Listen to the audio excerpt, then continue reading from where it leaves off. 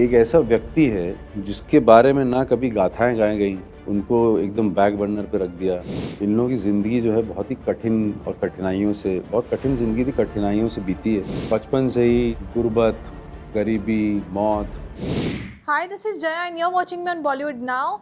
Today I'm in conversation with Amit Syal. Hi sir, welcome to Bollywood Now. Sir सबसे पहले तो मैं आपकी इस फिल्म के बारे में बात करूंगी जो आने वाली है। मैं आपके इस कैरेक्टर के बारे में बात करना चाहूँगी, आप अगर हमारे ऑडियंस को बता पाए। तो मैं विनायक सावरकर का बड़ा भाई प्ले कर रहा हूँ, बाबा राव सावरकर। और इन लोगों की ज़िंदगी जो है बहुत ही कठिन और कठिनाइयों से, बहुत कठिन ज़िंदगी थी, कठिनाइयों से बीती है। बहुत ही एक साधारण परिवार के लोग थे, ब्राह्मण फैमिली से। और अंग्रेज़ों का जुल्म चल ही रहा था उस टाइम पे। और फिर जैसे अभी पैंडेमिक हुआ था, उसी तरह के दो एपिडेमिक्स से निकले हैं ये लोग, और भी इनके साथ ऑब्वियसली हिंदुस्तान के और बहुत सारे लोग, स्पेशली महाराष्ट्र में तो बहुत ही बड़ा हुआ था उन दिनों में। तो बचपन से ही गुर्बत, गरीबी, मौत, रेवोल्यूशन की बातें, उस तरीके के एनवायरनमेंट में पैदा बड़े हुए। और ज़िंदगी जो है वो इसी में ही डेडिकेट कर दी।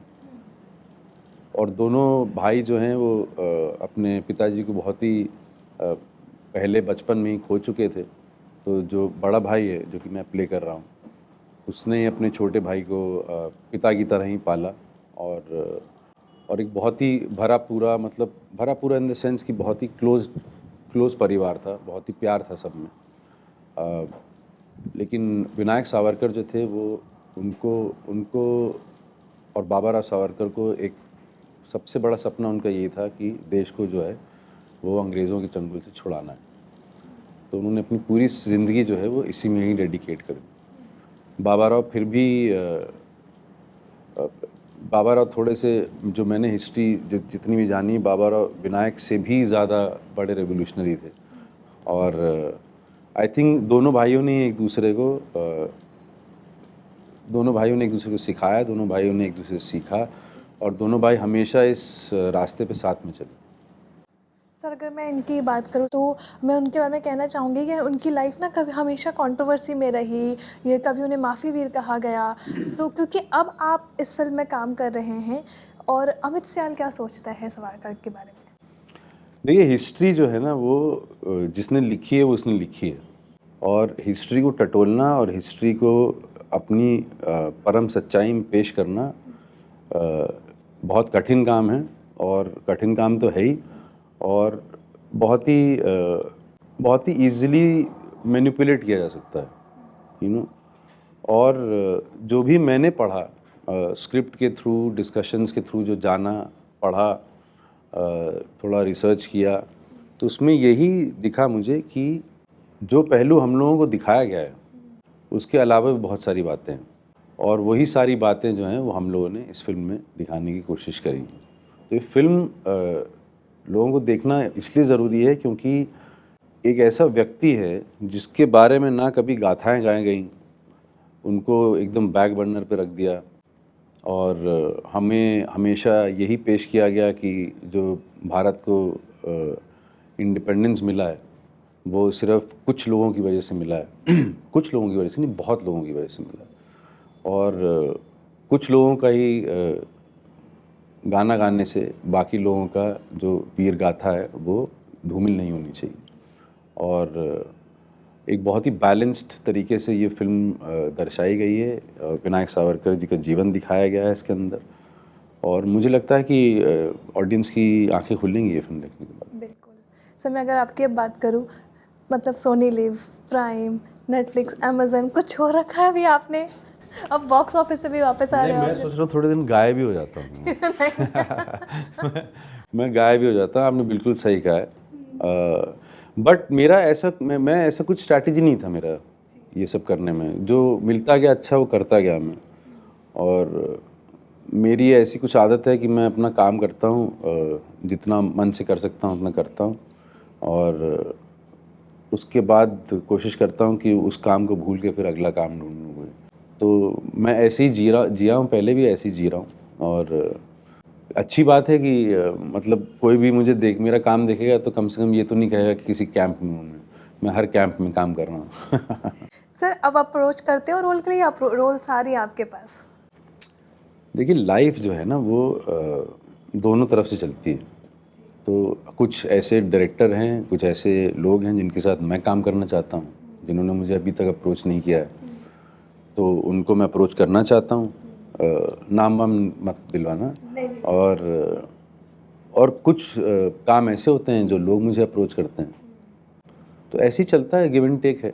अब आपने अपनी सीरीज़ देखना स्टार्ट करी? क्योंकि जब मेरी आपसे लास्ट बात हुई थी तो आपने कहा था कि मैं अपना अपना काम नहीं देखता, मुझे नहीं लगता। नहीं नहीं, मैं मुझे ज़बरदस्ती जो है वो सुभाष कपूर जी ने महारानी दिखा दिया था, पर उसके बीच में मैं भाग जाता हूँ देखते देखते।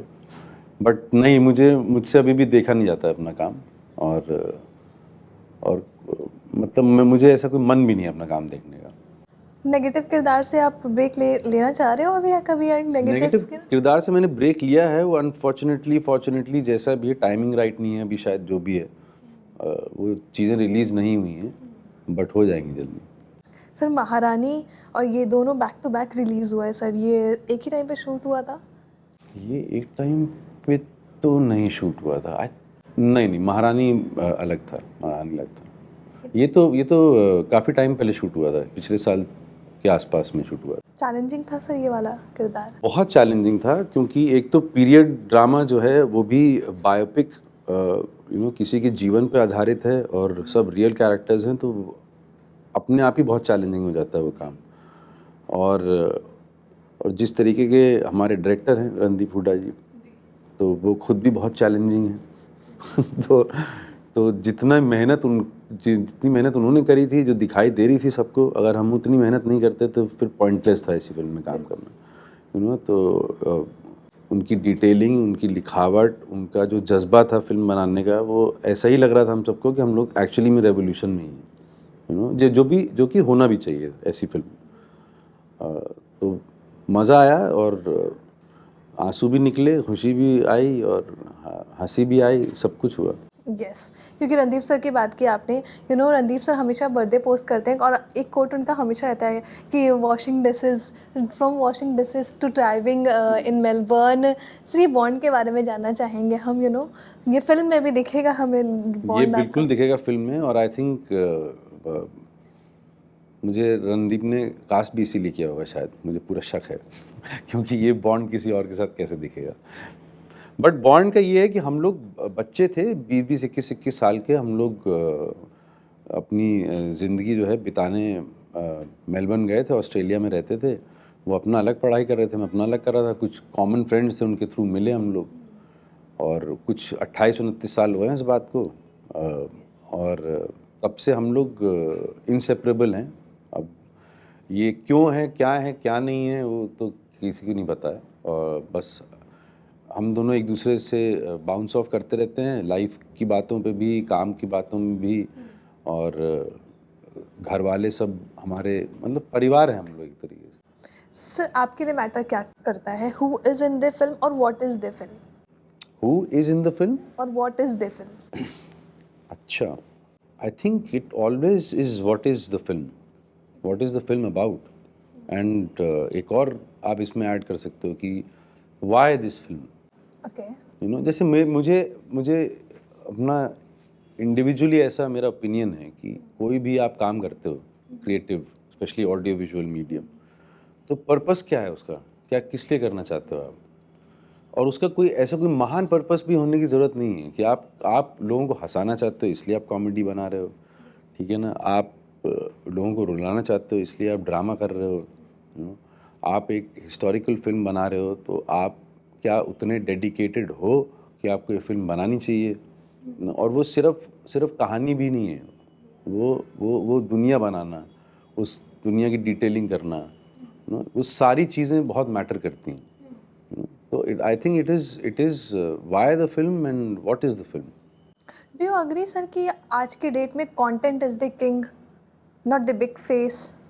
बहुत डाइसी है ये मामला। आई थिंक अभी शायद थोड़ा सा जो आसमान है ना वो क्लियर हो रहा है इन बातों पे। कि अगर OTT की अगर बात करें प्लेटफॉर्म्स की, तो अभी कुछ ऐसा हो गया कि जैसे ये बड़ी बजट की फिल्में बनेंगी, बड़े स्टार्स इसमें चाहिए, तो वो बड़े स्टार्स को देखने के लिए इंसान जो है ना वो OTT टाइप कंटेंट नहीं देखना चाहता है, तो वो वही देखना चाहता है जो अभी 2-3 फिल्में रिलीज़ हुई हैं, तो मैं उनका नाम नहीं लेना चाहूँगा।